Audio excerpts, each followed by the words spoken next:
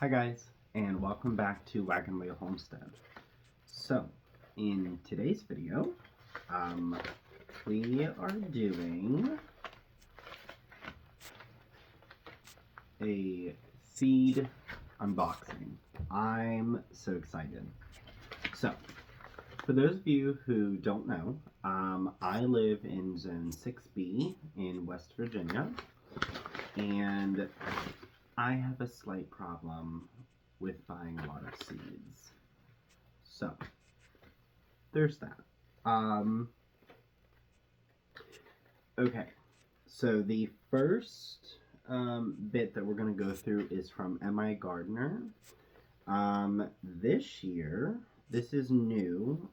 They give you a little seed package, put your own seeds in, and it says heirloom seeds, and then it says variety, seed type, saved by, date, and notes.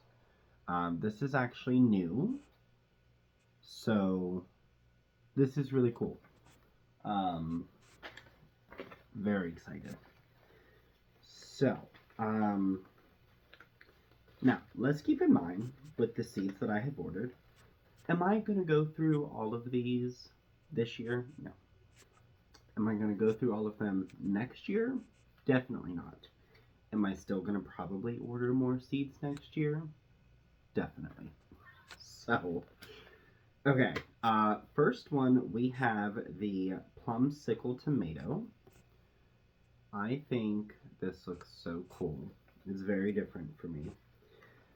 This is a indeterminate variety. So indeterminates get between 6 to 10 feet tall, and they fruit all year long, compared to determinate varieties, which generally put on all of their fruit between a 4 to a 6 week period, give or take. Okay, so this one, so I'm going to read the back a little bit. Hands down one of the most productive varieties, Plumsicle delivers clusters of jewel-toned plum tomatoes all season long. These fruits are small, meaty, and nearly seedless with very little gel. So that right there tells me this is a type of like sauce tomato. So the best tomatoes to make sauce out of is actually ones that don't have a lot of gel and seeds in them. It helps tremendously. Just cuts down on cook time. Your sauce won't be as runny. It'll be a little bit thicker and richer. Or you could just cook the crap out of it with normal tomatoes and get the same thing. But it does help cut down on time. The other thing that I want to point out before we continue is I have started a blog. It is www.homestead.org, and on there I'll share about my faith, gardening stuff, maybe some life stuff, just something new. So I'm super excited for it actually, because I love to write. The way that I write compared to like the way that I talk are two very different things. I like to get even more descriptive than what I usually do already, and that says a lot. But it's just something I really enjoy. So if you guys want to check it out, it's www.homestead.org. And yeah, okay, so next seed is the champagne bubbles. So I love this. This is a really sweet cherry tomato. This is also a indeterminate variety. I love that M.I. Gardner is putting on these tomatoes. If it's determinate, if it's indeterminate, these are all really good things to know. Okay, so the champagne colored mini cherry tomato is one of the sweetest on the market, and I can say after growing them, I'm going to have to agree. Also, it is disease resistant and heat tolerant. Good to know. But yeah, if you guys have not tried champagne bubbles, I don't know what y'all are waiting for. Y'all gotta give it a go. Obviously, not every tomato or every plant will do well for everybody in every single growing zone here. But if you can do it, give it a go.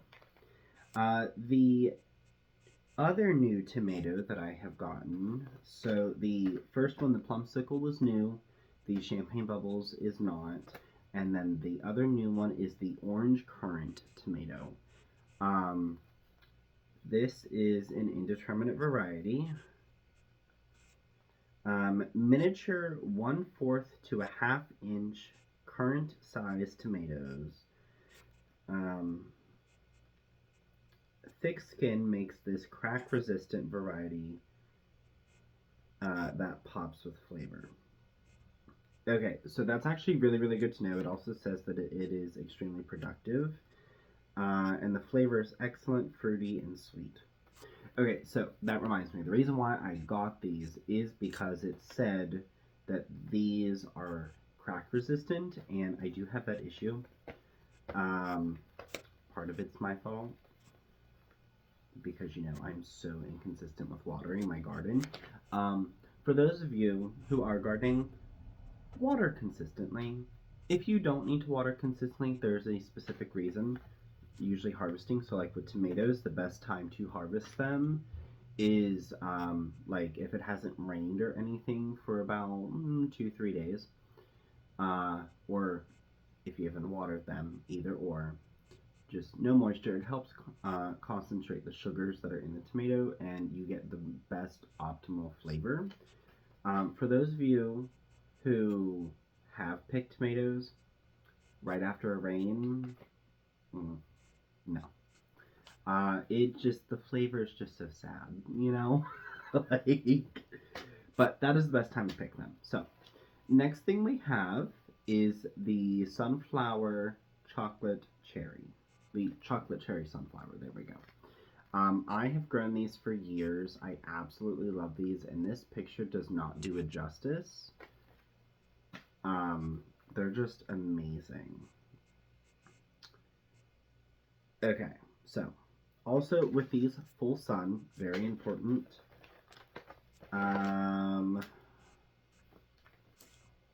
then with all 3 tomatoes, they also require full sun. So the chocolate cherry sunflower, this stunning variety, has beautiful deep chocolate burgundy petals with a dark brown center. These can be harvested. These can be harvested early for cut flowers. I can't talk today. This variety has a longer life once cut because of their minimal pollen content, which makes them ideal for bouquets. So that I actually didn't know. I'm so stoked to have these again. And I have a habit when it comes to sunflowers, we just wait forever until it's nearly too late to grow them because, the frost. So that's my fault. Okay, so the next new thing is butternut squash. I have never grown butternut squash at all. And the variety of this is the butter bush squash. So this is a winter vine.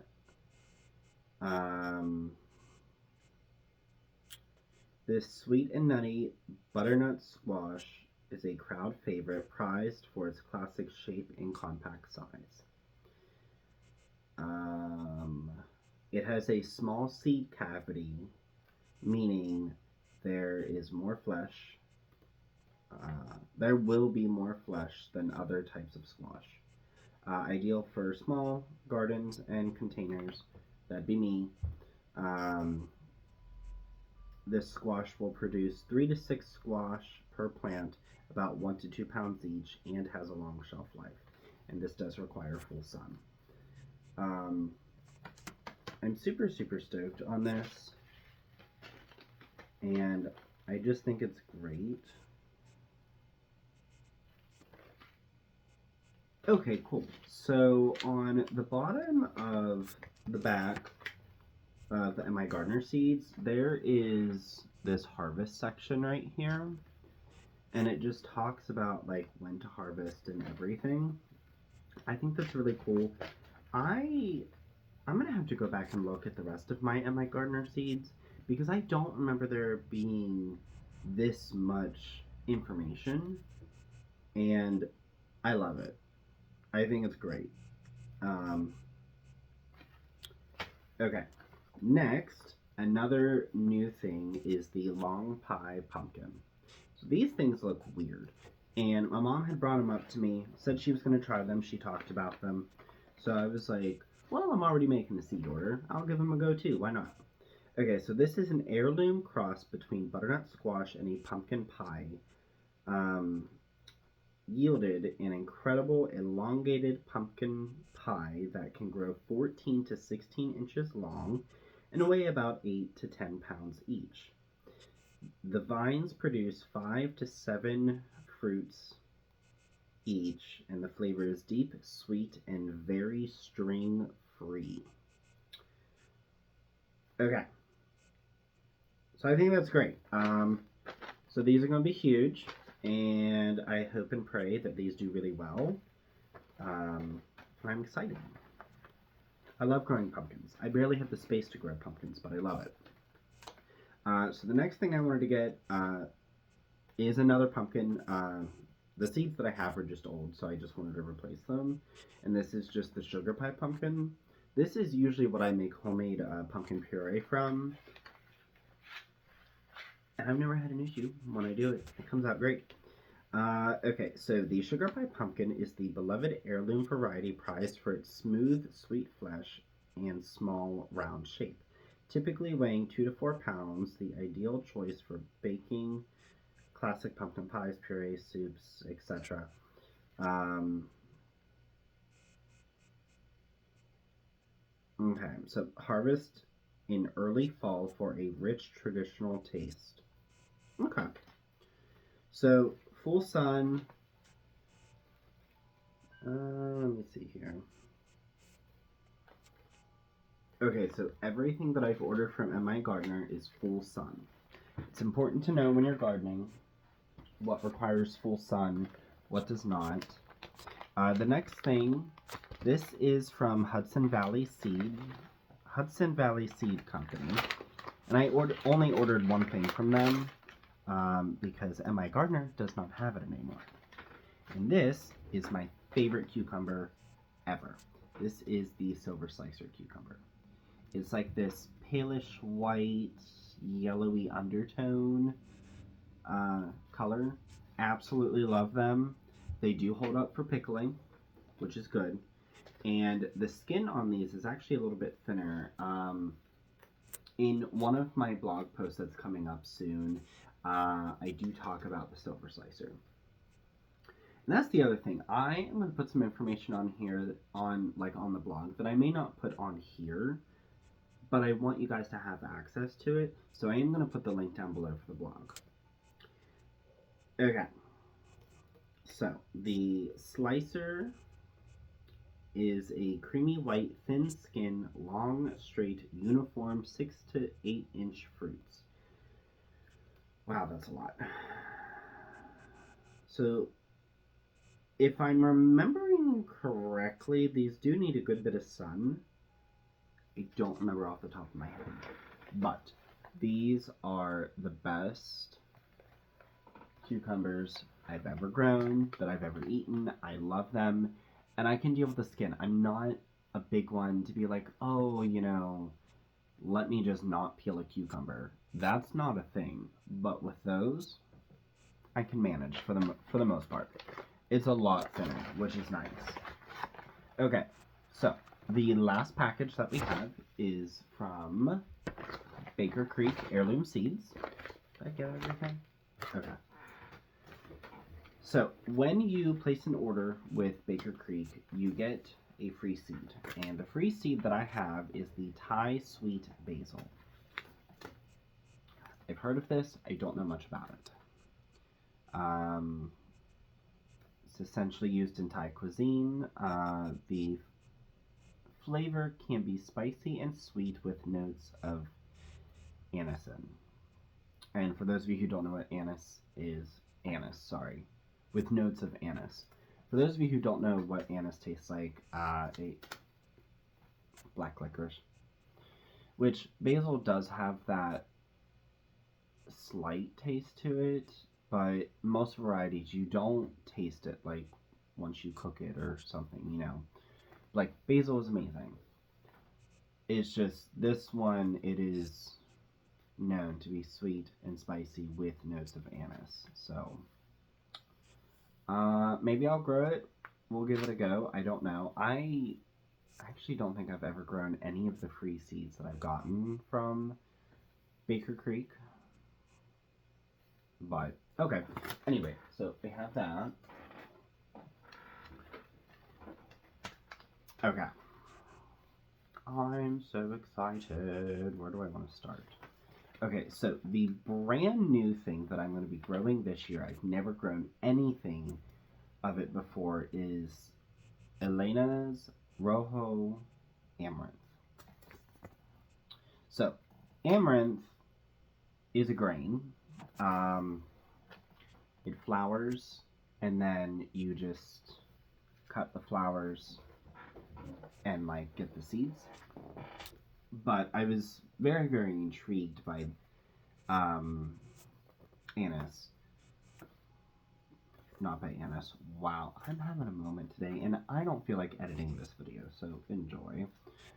I've never grown amaranth. I know my mom has before. I haven't, but it had intrigued me because amaranth is like filled with so much protein, and this is a 90-day variety, and it was nearly lost during Guatemala Civil War, but was revived by Maya Communities. I may have said that wrong. It's supposed to be easy to grow. Sun for this is 6 to 12 hours for a minimum. So I already have a general idea of where I want to put this. Tolerates heat and drought, but does best with average moisture. Okay.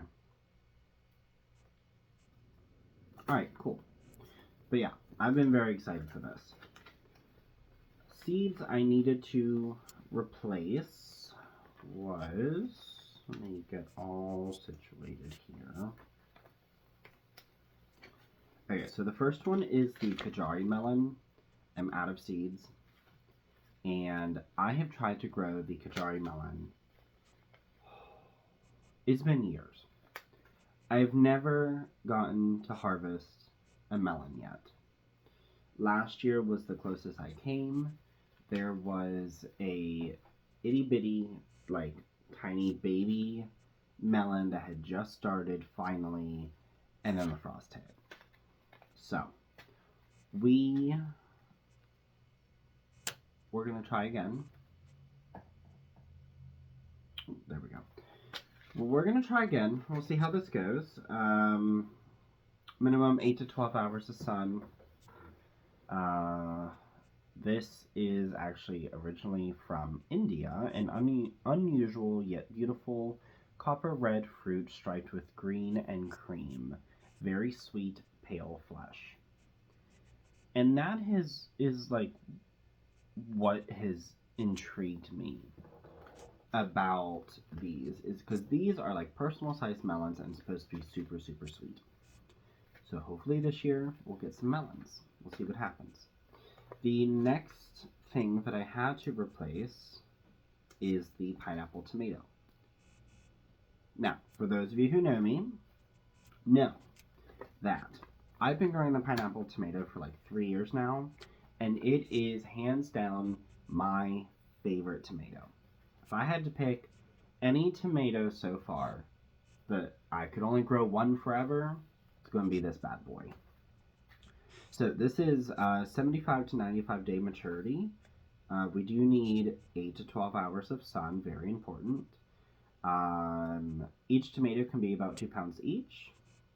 And yellow fruit that has red marbling through the flesh. And it is prolific, and it says it on here, and I will agree with that. It is very prolific. I've never had an issue growing pineapple tomatoes. They're sweet. but they still have like that tomato flavor, but like sweeter. I oof, I couldn't say enough. If you have not grown pineapple tomatoes, you gotta grow them. These are fantastic. Absolutely love them. The next tomato that I needed to just replace and get more seeds of is the Dr. Witchy's Yellow. So, this requires 8 to 12 hours of sun, a standout heirloom from the late Dr. John Witchy. Now, okay, I do believe it's not pronounced witchy, but that is how I learned of this plant. I've always said Dr. Witchy's. So, but yeah, uh, each tomato typically is about 1 pound. Tangerine orange fruit is solid and smooth textured, tropical sweet taste, heavy yields, and very productive. I like this. It's not my favorite, but it's not a bad tomato. It's not bad at all.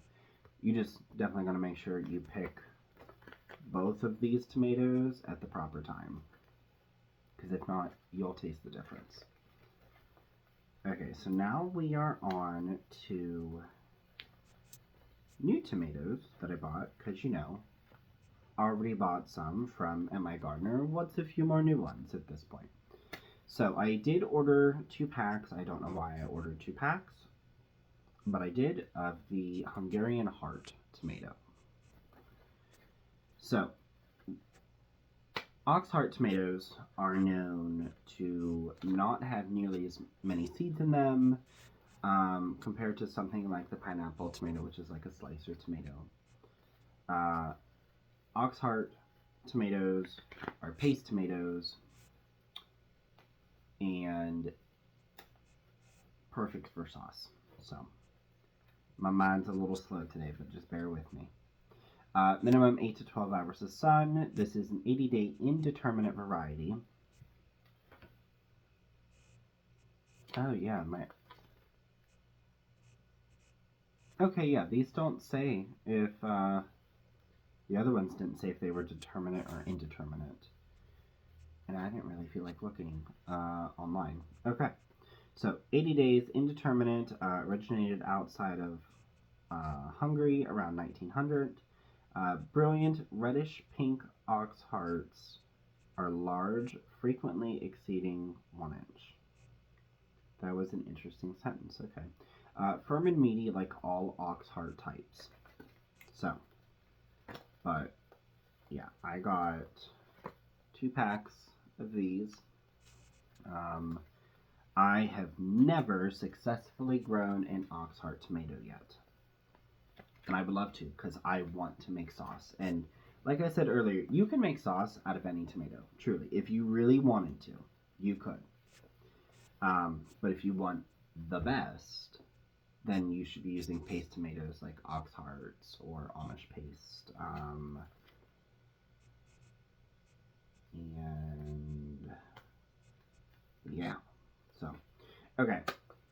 The last tomato that I bought, how depressing, I know. I wish I bought more, but I don't need more. I don't know how to pronounce that.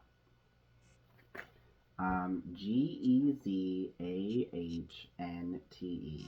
Have no idea. They look like little squished pumpkins, so this is an accordion tomato. I have grown accordion tomatoes before. They've done fairly well for me. So this tomato originated in Naples, Italy. Semi-hollow fruit and mild tasting. Great for stuffing. All sizes up to 6 ounces. Very productive even in hot, dry conditions. And we need 8 to 12 hours of sun. So I was intrigued. Thought these were cute.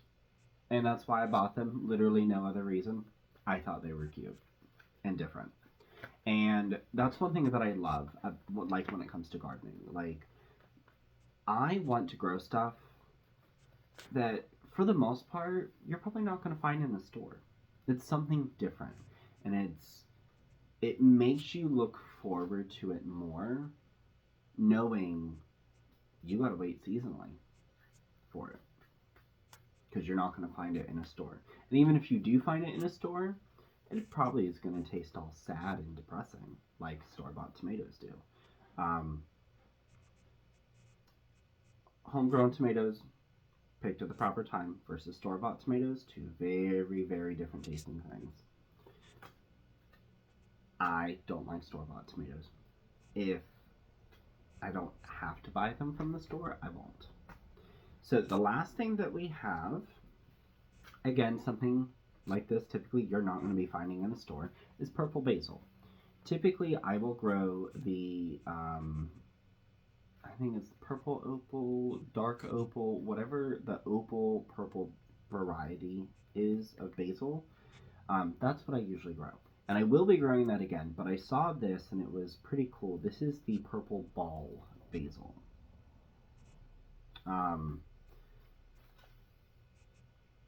8 to 12 hours of sun, so basically full sun. This is a 60-day variety, beautiful, fragrant, and tasty foliage.